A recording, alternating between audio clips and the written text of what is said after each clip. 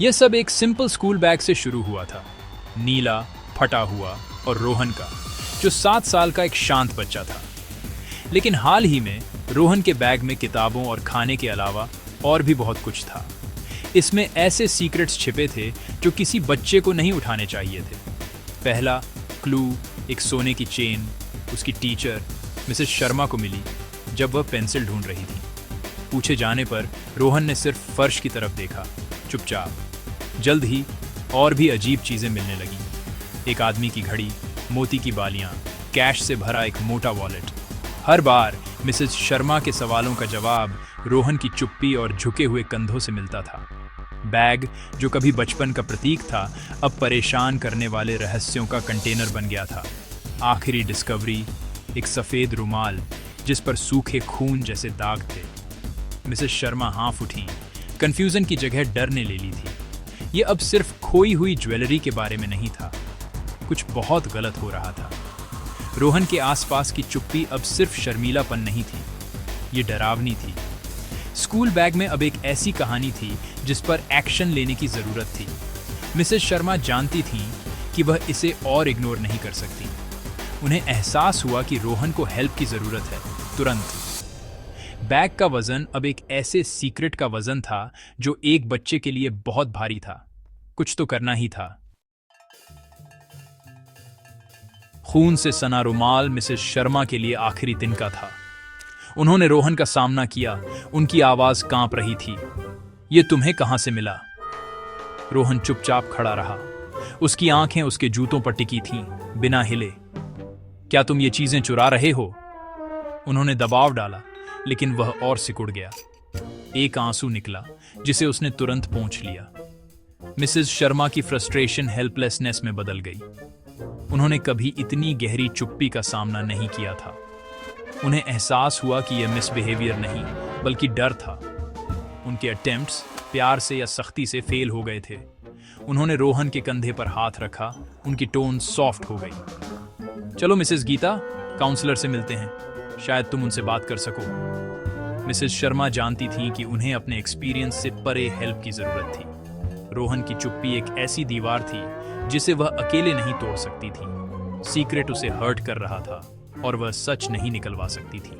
यह किसी trend person के लिए हेल्प करने का टाइम था। वह रोहन को काउंसलर के रूम में ले गई, एक ब्रेक थ्रू की उम्मीद में। बोझ अब शेयर हो गया था। सच की तरफ पहला कदम शुरू हो गया था। काउंसलर का कमरा एक शांत जगह थी, रंगों और शांति से भरा हुआ। मिसेस गीता ने रोहन का वेलकम किया। सवालों के बजाय क्रेयॉन और पेपर ऑफर किए। जो चाहो ड्रॉ करो, उन्होंने एनकरेज किया। रोहन हिचकिचाया, फिर धीरे धीरे ड्रॉ करने लगा। एक सूरज, एक घर, एक लड़का और एक लंबा, बिना चेहरे वाला आदमी। मिसेस गीता चुपचाप देखती रही। उनका दिल भारी था। ये आदमी कौन है? उन्होंने धीरे से पूछा। रोहन ने फुसफुसाया, वे एक अंकल हैं। वो स्कूल के बाद मुझसे मिलते हैं। हम एक गेम खेलते हैं। मिसेस गीता की आवाज शांत रही। किस तरह का गेम? रोहन के शब्द टुकड़ों में आए। वो मुझे चीजें देते हैं, मैं उन्हें अपने बैग में रखता हूँ। यह हमारा सीक्रेट है। अच्छे लड़के सीक्रेट्स रखते हैं। सच सामने आया, नाजुक लेकिन साफ। रोहन चोर नहीं था, वह एक बच्चा था जिसे एक भरोसेमंद अजनबी ने मैनिपुलेट किया था। काउंसलर ने सुना, कभी दबाव नहीं डाला, रोहन की कहानी को सामने आने दिया। ड्राइंग में बिना चेहरे वाला आदमी ही कुंजी था। रोहन की चुप्पी आखिर टूट गई थी। सीक्रेट बाहर आ गया था और हेल्प आखिरकार शुरू हो सकती थी। मिसेस गीता जानती थीं कि उन्हें आगे क्या करना था। अंधेरे का एक नाम था और एक तरीका भी। हीलिंग शुरू हो सकती थी। रोहन ने उस गेम का डिस्क्राइब किया जो अंकल खेलते थे। हर दिन स्कूल के बाद वह आदमी बरगद के पेड़ के पास इंतजार करता था, हमेशा फ्रेंडली, हमेशा मुस्कुराता हुआ। वह रोहन को चॉकलेट, खिलौने और तारीफें देता था, उसे स्पेशल फील करवाता था। अंकल इसे एक सीक्रेट एजेंट गेम कहते थे। रोहन को अपने बैग में पैकेजेस ले जाने थे। कभी अंदर नहीं देखना था, कभी किसी को नहीं बताना था। यह हमारा सीक्रेट है। अच्छे हेल्पर्स सवाल नहीं पूछते, अंकल कहते थे। रोहन खुश करने के लिए उत्सुक, बात मानता था, फ्रेंडशिप के वादे में फंसा हुआ। जब मिसेस शर्मा को चीजें मिली तो रोहन घबरा गया, ये सोचकर कि उसने गेम में फेल हो गया है। खून से सना रुमाल सबसे डरावना था। अंकल ने उसे उसके हाथ में दबाया था, ये कहते हुए, इसे अच्छे से छिपाना, ये सबसे इंपॉर्टेंट खजाना है। रोहन को समझ नहीं आया, लेकिन उसने बात मानी। उसके अंदर डर बढ़ता जा रहा था। वह जिद्दी नहीं था, वह फंसा हुआ था। गेम मैनिपुलेशन का एक जाल था। रोहन की चुप्पी भरोसे के टूटने की कायमत थी। रोहन के कन्फेशन के साथ मिसेस गीता ने तुरंत एक्शन लिया। स्कूल ने रोहन के पेरेंट्स को बुलाया, जिन्होंने सच सामने आने पर हॉरर में सुना। उनके बेटे का इस्तेमाल एक क्रिमिनल के कामों के लिए कुरियर के रूप में किया गया था। पुलिस को बुलाया गया। उन्होंने रोहन को सस्पेक्ट नहीं बल्कि विक्टिम माना। एक ट्रेंड ऑफिसर ने रोहन से प्यार से बात की, उसकी बहादुरी की तारीफ की। रोहन ने अंकल का डिस्क्राइब किया, लंबा नीली टोपी, एक खास कार, हमेशा बरगद के पेड़ के पास। हर डिटेल ने इन्वेस्टिगेशन में हेल्प की। थीफी की गई चीजें स्थानीय रॉबरी की एक स्ट्रिंग से मैच करती थीं। खून से सना रुमाल अंकल को एक वायलेंट क्राइम से जोड़ता था। धोखे का जाल खुल रहा था। रोहन की हिम्मत ने एक डेंजरस क्रिमिनल को एक्सपोज किया था। बड़ों ने जिम्मेदारी ली। सीक्रेट अब रोहन का बोझ नहीं था। जस्टिस आखिरकार पहुंच में थी। पुलिस ने रोहन के डिस्क्रिप्शन का इस्तेमाल एक ट्रैप सेट करने के लिए किया। कई दिन बीत गए जब तक अंकल वापस नहीं आए, बरगद के पेड़ के पास मंडराते हुए। ऑफिसर्स ने उन्हें इंतजार करते हुए देखा। उन्हें पता नहीं था कि उनका गेम खत्म हो गया था। उन्होंने अंदर घुसकर उन्हें अरेस्ट कर लिया। एक जाना माना क्रिमिनल, एक रॉबरी गैंग का हिस्सा। कस्टडी में उन्होंने कबूल किया, उन्होंने रोहन का इस्तेमाल एक अनसस्पेक्टिंग कुरियर के रूप में किया था। उसकी मासूमियत का फायदा उठाया था। उन्होंने रोहन को उसकी शांति के लिए चुना था, ये जानते हुए कि एक बच्चे के बैग पर कभी शक नहीं किया जाएगा। उस आदमी ने कोई पछतावा नहीं दिखाया।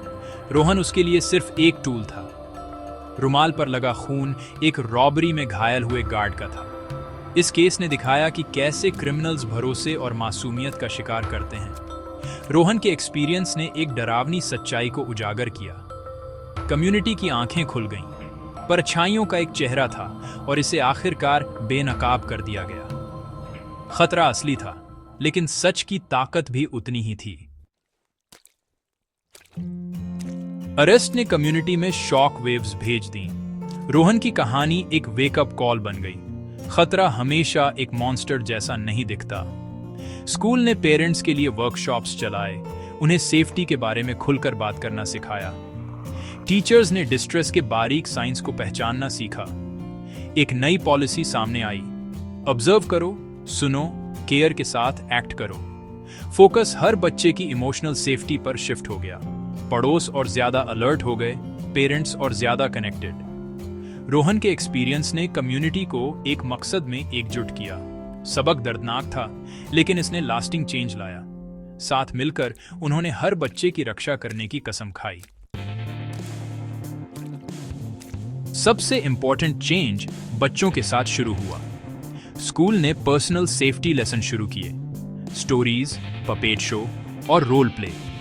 बच्चों ने सेफ और अनसेफ सीक्रेट्स के बारे में सीखा और जोर से नहीं कहना सीखा। उन्हें सिखाया गया कि चालाक लोग फ्रेंडली लग सकते हैं और सच्चे दोस्त ऐसे सीक्रेट्स नहीं पूछते जो गलत लगते हैं। बड़े स्टूडेंट्स ने ऑनलाइन सेफ्टी और मैनिपुलेशन पर डिस्कस किया। सेफ जोन और ट्रस्टेड एडल्ट्स बनाए गए। रोहन सपोर्ट के साथ ठीक होने लगा। उसकी आवाज और रोशनी वापस आ रही थी।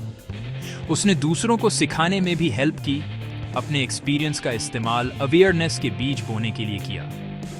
उसकी कहानी दूसरों के लिए एक ढाल बन गई। खामोशी की कल्चर टूट गई। नॉलेज हर बच्चे का कवच बन गया।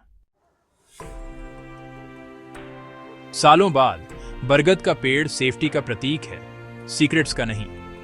रोहन, जो अब एक कॉन्फिडेंट टीन है, छोटे स्टूडेंट्स को मेंटर करता है, अपनी कहानी शेयर करके दूसरों को एम्पावर करता है। पेरेंट्स सिर्फ स्कूल के बारे में नहीं, बल्कि फीलिंग्स और चिंताओं के बारे में भी पूछते हैं। कम्युनिटी ने सीखा कि बच्चों की रक्षा करना हर किसी का काम है। रोहन की जर्नी खामोशी से एडवोकेसी तक सपोर्ट और हीलिंग की ताकत दिखाती है। कहानी एक रिमाइंडर के रूप में बनी हुई है। बुराई एक फ्रेंडली चेहरा पहन सकती है, लेकिन हिम्मत और विजिलेंस इसे हरा सकती है। सबसे इंपॉर्टेंट सबक, कोई भी बच्चा कभी अकेला नहीं होता।